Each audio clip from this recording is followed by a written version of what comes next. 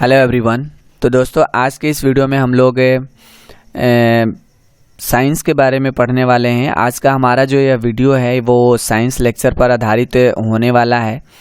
तो सबसे पहले मैं आप लोगों को यहाँ पर बता देना चाहता हूँ कि हमारा आज का जो लेक्चर है उस लेक्चर में हम लोग पढ़ने वाले हैं धातु और अधातु के बारे में, ठीक है। और इसके बारे में पूरा बेसिक से हम लोग समझने वाले हैं कि धातु और अधातु जो है इसके पीछे का रहस्य और इसके आगे का रहस्य क्या है, ठीक है। तो चलिए सबसे पहले मैं आप लोगों को धातु और अधातु के बारे में बताने से पहले इसका कुछ बेसिक बता देता हूँ। जैसे सबसे पहले आप लोगों को पदार्थ के बारे में पढ़ना है, ठीक है, कि पदार्थ जो है वास्तव में होता क्या चीज़ है। तो इसके बारे में तो अधिकतर विद्यार्थी लोग जानते ही होंगे कि पदार्थ क्या होता है। वैसे मैं आप लोगों को फिर से एक बार याद दिला देना चाहता हूँ कि दुनिया में जितने भी वस्तुएं हैं, ठीक है, जो स्थान को घेरती हों, रुकावट डालती हों, ठीक है, जिसमें कुछ द्रव्यमान होता है और जिनका अनुभव जो है हम अपने ज्ञान इंद्रियों के द्वारा कर सकते हैं, वो सभी क्या कहलाते हैं, वो सभी आपके पदार्थ कहलाते हैं, ठीक है। यहाँ तक बात समझ में आया। जैसे यहाँ पर देखिए एग्जाम्पल में मैंने कुछ यहाँ पर दे रखा है। एग्जाम्पल में हमारा दिया हुआ है किताब, कलम, बेंच, कुर्सी, ईंट, पत्थर, बालू, चीनी, नमक, हवा, पानी, etc, मतलब इत्यादि। यानी यहाँ पर जितने भी एग्जाम्पल दिए गए हैं अगर इनको हम कहीं पर रखते हैं तो ये स्थान जरूर घेरेंगे, रुकावट जरूर डालेंगे, द्रव्यमान इनमें जरूर होता ही है और अपने ज्ञान इंद्रियों के द्वारा हम लोग इनका अनुभव भी कर सकते हैं कि ये किस प्रकार के हैं, ठीक है। ज्ञान इंद्रिय कहने का मतलब जीव के द्वारा, ठीक है, नाक के द्वारा, ठीक है, उसके बाद हमारा आँख हो गया, कान हो गया, इसके बाद त्वचा हो गया, इनके द्वारा जो है हम लोग इनका अनुभव कर सकते हैं, ठीक है। अब थोड़ा सा इनके प्रकार के बारे में हम लोग समझ लेते हैं। जो हमारा पदार्थ होता है इनको दो वर्गों में विभाजित किया गया है। पहला वर्ग होता है पहला जो इनका प्रकार है उसका नाम है शुद्ध और दूसरा आपका अशुद्ध होता है। यानी पदार्थ जो होते हैं दो प्रकार के होते हैं, एक शुद्ध पदार्थ होता है और एक आपका अशुद्ध पदार्थ होता है। जनरली लोग समझ लेते हैं कि पदार्थ कितने प्रकार के होते हैं तो बताने लगते हैं कि एक ठोस होता है, एक द्रव होता है और एक गैस होता है। वो जो आप लोग नाम सुने हैं वो पदार्थ की अवस्थाएं होती हैं और अवस्थाएं जो होती हैं पदार्थ की 5 होती हैं, ठीक है। एक होता है आपका क्या चीज़, ठोस होता है, एक आपका द्रव होता है, एक आपका गैस होता है, ठीक है, एक होता है प्लाज्मा, एक प्लाज्मा होता है और एक है BEC यानी बोस आइंस्टीन कंडेंसेट, ठीक है। ये 5 अवस्थाएं पदार्थ की होती हैं। तो इनमें कभी कंफ्यूजन मत रखिएगा। पदार्थ के प्रकार कितने होते हैं तो 2 प्रकार होते हैं, एक शुद्ध पदार्थ होता है और एक अशुद्ध पदार्थ होता है। और इनकी अवस्थाओं का अगर बात किया जाए तो अवस्थाएं कितनी होती हैं, अवस्थाएं इनकी होती हैं 5, ठीक है। एक का नाम है ठोस, दूसरा का नाम द्रव, तीसरा गैस, चौथा प्लाज्मा और पांचवा आपका BEC होता है, ठीक है। तो यहाँ पर ध्यान से देखिएगा, एक हमने यहाँ पर एक डायग्राम लिया है, इसमें आप लोगों को पूरा कॉन्सेप्ट जो है धातु और अधातु का समझ में आ जाएगा। जैसे देखिए सबसे पहले यहाँ पर हमने क्या रखा है, पदार्थ को रखा है। पदार्थ जो है ये कितने वर्गों में विभाजित हो गए, 2 वर्गों में विभाजित हो गए। एक का नाम धातु, एक का नाम शुद्ध पदार्थ पड़ा और एक का नाम पड़ा अशुद्ध पदार्थ, ठीक है। अब देखिए जनरली जो शुद्ध पदार्थ होते हैं उन्हीं को हम लोग क्या बोलते हैं, उनको क्या बोला जाता है, तत्व बोला जाता है। और जितने भी अशुद्ध पदार्थ हैं इनको बोल दिया गया कि भाई जो भी अशुद्ध पदार्थ होगा उसको हम लोग बोलेंगे मिश्रण। मतलब जितने भी हम लोग मिश्रण तैयार करते हैं वो सब आपके अशुद्ध पदार्थ के अंतर्गत आते हैं। जैसे पानी और नींबू को मिला दीजिए तो वो एक प्रकार का मिश्रण हो गया, तो क्या कहलाएगा, वो अशुद्ध पदार्थ कहलाएगा, ठीक है। दूध भी कई सारे मटेरियलों का मिश्रण होता है, जैसे दूध में आपका प्रोटीन पाया जाता है, वसा पाया जाता है और भी बहुत सारे पदार्थ हैं जो उसमें मिले हुए रहते हैं अलग से। तो उन दूध को भी किस में रखा गया, शुद्ध पदार्थ के रूप में रखा गया। तेल हो गया, डालडा हो गया, ये सभी के सभी मिश्रण है और मिश्रणों को क्या बोला गया, अशुद्ध पदार्थ बोला गया, ठीक है। और शुद्ध पदार्थ के कैटेगरी में किनको रखा गया, तत्व को रखा गया। तत्व अर्थात जैसे आपके हो गए हाइड्रोजन हो गए, फिर से हीलियम हो गया, ठीक है, उसके बाद लिथियम हो गया, हाइड्रोजन, हीलियम, लिथियम, मैग्नीशियम हो गया, ऑक्सीजन हो गया, ठीक है, उसके बाद नाइट्रोजन हो गया। ये सब जितने भी आप नाम सुने हैं वो सब किसके अंतर्गत आते हैं? तत्व के अंतर्गत आते हैं। और उन तत्वों को किसके अंतर्गत रखा गया? शुद्ध पदार्थ के अंतर्गत रखा गया।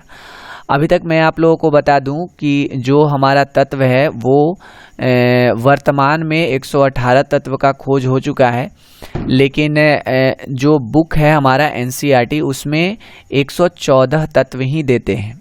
ठीक है, तो कभी भी एग्ज़ाम में आपको टिक आउट करने के लिए आए तो आप NCERT के किताब के अनुसार ही टिक आउट करिए कि अभी तक तत्वों का खोज कितना हो चुका है, तो 114। ठीक है, तो अब हम लोग कुछ इसके आगे के बातों को अच्छे तरह से समझ लेते हैं।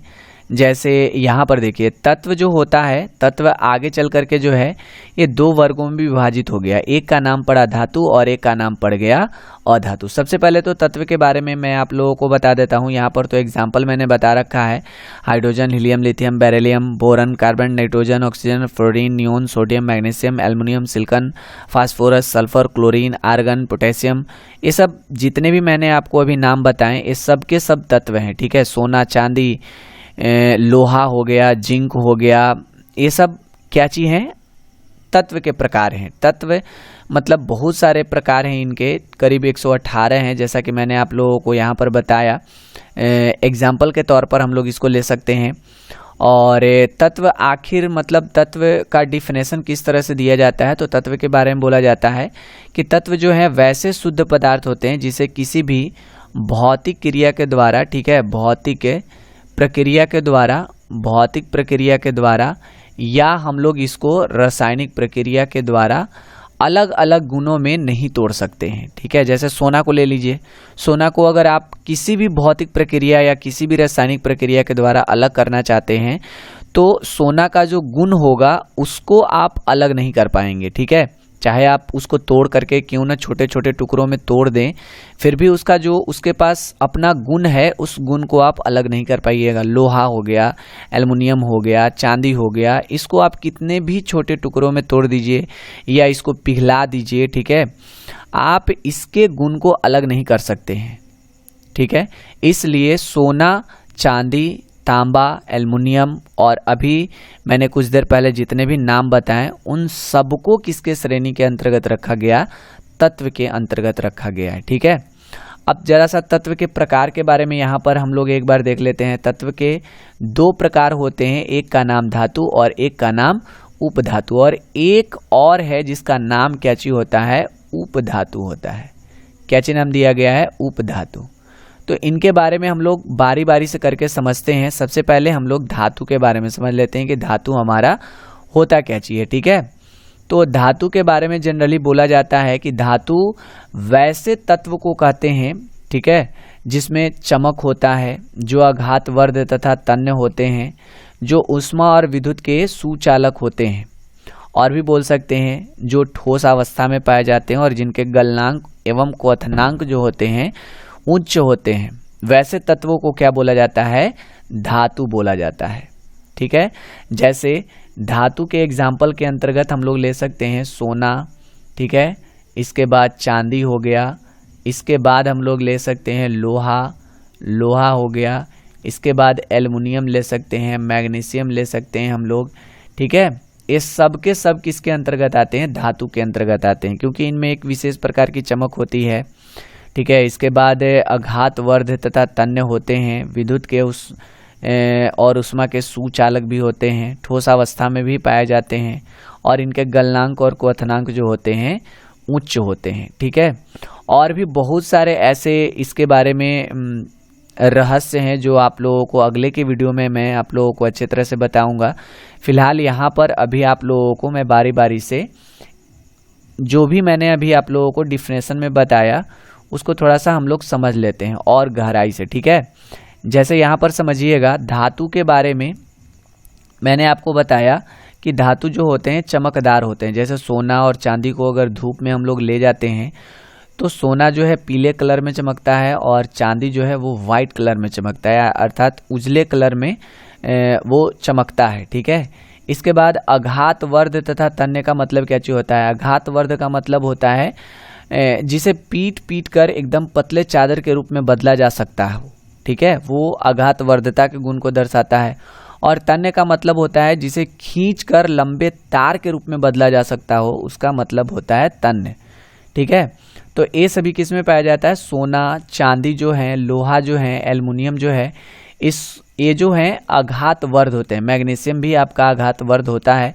ठीक है, तन्य सोना तन्य है, चांदी भी तन्य है, लोहा भी तन्य है, आपका एल्युमिनियम भी तन्य है। लेकिन अगर हम बात करें कि सबसे ज़्यादा आघात वर्ध और तन्य कौन से धातु होते हैं, तो नाम उसमें आता है, एक आपका आता है सोना प्रथम स्थान पर और दूसरे स्थान पर आपका आता है चांदी। इस बात का ध्यान रखिएगा, ये सब सवाल ऑब्जेक्टिव में बहुत पूछे जाते हैं। ठीक है, इसके बाद आता है उष्मा और विद्युत के एक क्या चीज होते हैं? सुचालक होते हैं। सुचालक कहने का मतलब कि अगर हम धातु को आग पर रखते हैं तो वो फट से गर्म हो जाता है। ठीक है, और अगर हम मतलब कि धातु को किसी विद्युत के संपर्क में लाते हैं तो जो उस धातु के अंदर इलेक्ट्रॉन है वो एक जगह से दूसरे जगह गति करके पहुंच जाते हैं। ठीक है, तो इसके अंतर्गत कौन कौन आ जाते हैं? तो इसके अंतर्गत आपका सोना, चांदी, जितने भी मतलब धातु के एग्जाम्पल मैंने यहाँ पर दिए हैं, या इसके अलावा और भी बहुत सारे धातु हैं। ठीक है, उनमें मतलब वे सभी जो धातुएं होती हैं वो उष्मा और विद्युत के सुचालक होते हैं। मतलब अगर हम उनको आग पर रखते हैं या आग पर रखते हैं तो वो जल्दी से गर्म हो जाएंगे, और अगर हम उसमें विद्युत का प्रवाह करवाते हैं तो उसमें उपस्थित जो इलेक्ट्रॉन होंगे वो अपना स्थान बदल करके एक जगह से दूसरे जगह जल्दी से पहुंच जाते हैं। ठीक है, इसके बाद ये ठोस अवस्था में पाई जाती हैं। इनका गलनांक और क्वथनांक क्या चीज होता है? उच्च होता है। अब इसके बारे में कुछ और भी बातें हम लोग समझ लेते हैं। जैसे पूछा जाता है एग्जाम में कि वे कौन सी धातुएं होती हैं जो उष्मा और विद्युत के सबसे अच्छे सुचालक माने जाते हैं? तो सबसे अच्छा सुचालक आपका माना जाता है चांदी। ठीक है, सबसे अच्छा उष्मा और विद्युत का सुचालक कौन माना जाता है? चांदी। इसके बाद आपका आता है तांबा। ठीक है, पहला नंबर पर याद रखिएगा चांदी के बारे में, दूसरा नंबर पर आपको याद रखना है तांबा के बारे में। इसके बाद आप लोगों को याद रखना है ठोस के बारे में। एक बहुत ही मतलब प्रचलित नाम है जिसका यहाँ पर मैं नाम लिख देता हूँ, पारा जो होता है वास्तव में एक कमरे के ताप पर द्रव अवस्था में पाया जाता है। और इससे बहुत सारे सवाल भी पूछे जाते हैं कि वो कौन सा धातु है जो कमरे के ताप पर द्रव अवस्था में पाया जाता है। वैसे तो सभी धातुएं ठोस अवस्था में पाई जाती हैं, लेकिन इसके बारे में एग्जाम में बहुत बार पूछा जाता है कि वह कौन सा धातु है जो कमरे के तापक्रम पर द्रव अवस्था में पाया जाता है। तो नाम याद रखिएगा, पारा। ठीक है, अभी तक मैंने आप लोगों को जितने भी यहाँ पर गुण बताए हैं उन सभी गुणों को किसके अंतर्गत रखा गया है? भौतिक गुण के अंतर्गत रखा गया है। तो कल के वीडियो में हम लोग धातु के जो रासायनिक गुण होते हैं उनके बारे में अच्छे तरह से समझने वाले हैं, और कल कुछ और भी इंटरेस्टिंग बातें आप लोगों को बताई जाएंगी। ठीक है, तो अगर दोस्तों अगर आपको इस वीडियो में कहीं पर भी कोई प्रॉब्लम दिख रहा हो तो आप हमें ज़रूर कमेंट करके बताएं, और अगर इस वीडियो को समझने में कहीं कोई परेशानी हो रही हो तो आप इस वीडियो को दोबारा से प्ले करके देखिए, वे सारी चीज़ें आपको समझ में आ जाएंगी जो पहली बार में समझ में नहीं आई। ठीक है, तो मिलते हैं फिर अगले वीडियो में, और अगले वीडियो में हम लोग समझते हैं धातु के रासायनिक गुणों के बारे में और कुछ और इंटरेस्टिंग फैक्ट के बारे में हम लोग समझने वाले हैं। ठीक है, तो चलिए आज के लिए बस इतना ही रहने देते हैं और मिलते हैं फिर अगले वीडियो में एक नए टॉपिक के साथ।